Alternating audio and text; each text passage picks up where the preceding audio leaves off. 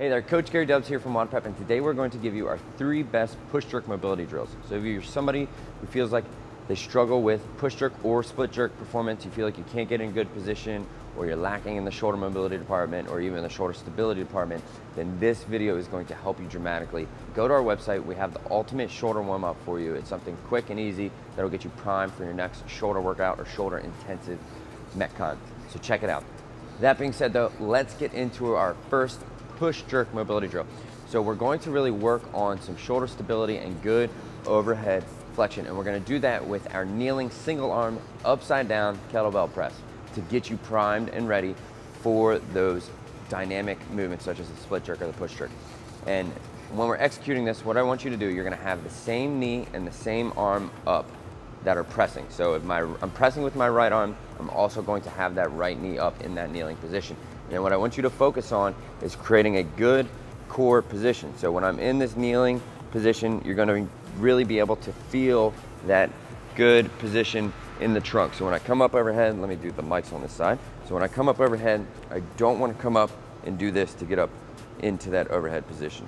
When we're doing this upside down press today, it's going to really help you engage the anterior structure. So we're going to get a lot of serratus anterior firing, some good anterior stability firing in that core, and those are 2 things that tend to be underdeveloped on a lot of our athletes. So this is going to help get those smaller muscles firing and get you into a very good position. You're going to make sure core's in a good position, ribs are down, navel's drawing in, and then when we're pressing up, I want you to make sure we get full shoulder flexion. So we're in line with that ear, elbow is fully locked out. So that's going to get the actual shoulder joint mobile for overhead positioning and also stable at the same time. So it's a great twofer. So what you will do, you're going to do 2 sets on each arm of 6 to 8 reps.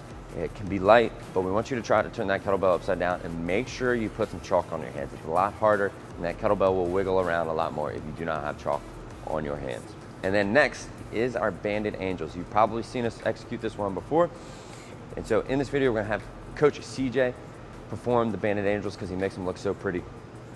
And when we're doing our Bandit Angels, what we want to think about again is when we're pulling up overhead, getting into that overhead position with our angels, we want to make sure we're getting in line with the ear. So when a lot of people do and mess up with those Bandit Angels is that they only pull to here and they kind of come around and they're staying forward. We want to really try to get into a good position the whole way around. And what you're going to do today, you're going to do 2 sets of 10. But if you do not have a med band today, then we're going to give you some weighted I's and Y's today. So these are a great substitute to get some weight bearing in all those smaller muscles, the posterior muscles of the shoulder. You can take a small plate, you can go 2.5, you can even go down to a single pound plate, or if you have very light dumbbells, you can use those, or you can just get fancy and just try to get a little bit of weight in those hands. So when we perform these I's and Y's, there's a little bit of challenging and some weight on those muscles. So go ahead, you're gonna lay on the bench, and we've done this one before, but you're gonna get the core nice and flat, lay that chin over top of the bench, and then we're just gonna go ahead and perform our I's and our Y's. And what I want you to do is do 2 sets of 7 in each position. So try that out. Either if you have the med band and you have access to that, go ahead, do the Bandit Angels. We love those because it's so much resistance and so much range of motion.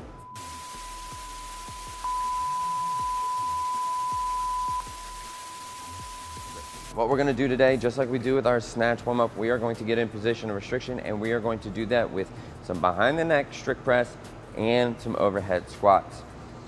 So I'm going to give you a few ways to execute this, but the first thing we got to talk about is challenging our grip. So naturally when I start off with that behind the neck strict press, I'm going to be at a narrower grip. But once I do my behind the neck strict press and go into my overhead squats, the grip width, if I cannot keep a good overhead positioning while in that overhead squat, I want you to go a little bit wider. But we want to try to challenge you and bring your hands in a little bit narrower than you typically would going into an overhead squat. So what you will do, you're going to do a 10-minute EMOM, and you're going to do 2 behind the neck strict press with 2 overhead squats every minute on the minute. If ankle mobility is another department that you lack in, or you need to kind of bypass that to execute an overhead squat, then what we will do is we're going to elevate our heels. So get in your lifters, put some 5-pound plates under your feet, and elevate those heels. So you'll see in the video I have my feet elevated on a nice 2x4. Most of us do not have a 2x4 in the gym. So let's go ahead and get those feet elevated a lot higher than we typically would if ankle mobility is a position of restriction for you or a challenging range of motion for you. Obviously, we can keep a very good overhead position while in the bottom of an overhead squat. We will be able to apply that to a push jerk or split jerk very easily. They're very translatable. So you're gonna go ahead, do the EMOM. You gotta do your upside down pressing and your angels, and you're gonna find that this is gonna help you with your positioning in your push jerks. It's going to not only help you get warmed up, but it's gonna help your shoulders stay healthier and feel better for a lifetime of Olympic lifting. So check it out, enjoy it. Give us a thumbs up if you like this video. Give us a thumbs down if you did not.